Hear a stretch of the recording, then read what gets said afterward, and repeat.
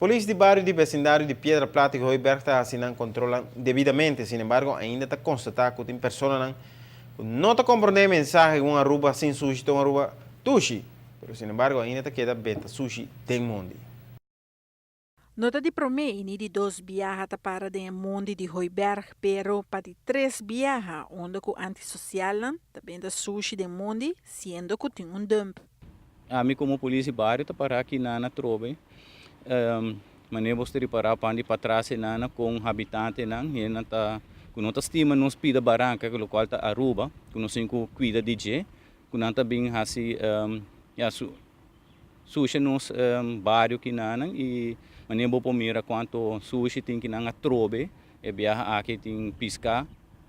E esse é uma vista mirando a situação caminho que nós está aqui na que está roupa cerca de Hoiberg, caminho que nós tem roupa turista que está passa, então não tem que walk e meio ambiente que na pida, lá nos ponele den antissocial nada quer que essa aqui está bonita, pero nós todos conosco tá estima e pida barranca aqui que essa aqui uma vista. Aruba é país turístico. Se nós quer seguir engrandecendo o turismo, nós tour tem que dar nosso aporte na aqui, pero não de maneira aqui. Nessa aqui não tá com gewoon weg, não por. Nós temos que começar a vir mais consciente para manter nos bairros limpo e manter Aruba completo limpo.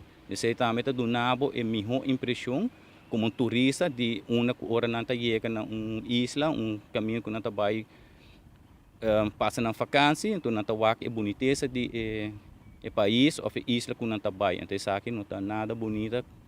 Sinang wake kinan. Governo está dando de sua parte, onde que está percorrer, que na momento encontrar situação assim para ser rimar hasi e lugar limpo. Pero essa aqui não tem sistema. Seja cidadão mais responsável e benta tur sushi na dump. Se nós comunicar com o Selimar, nós também ser limpo, para assim que está limpo, está queda temporada par de luna limpo, pero depois assim com antissocial começa a tirar saco de sushi, e o resto não também começa a tirar saco de sushi, tira outro produto não também nem bota mira, tem matraz, tem cachorro tirar também, que tudo piscar morto nem e isso aqui não por. Nós sim está mais consciente para manter nos Aruba limpo. Para a ATV Canal de 5, a mim Fara Bucout. A situação assim está inaceitável, tanto local e de outro país que vem imigrando na rua, mas cuida, pida barranca aqui. O governo está dando de sua parte, mas o resto está quedando nos próprios. Gente, não está uma rua assim está bem cuidado.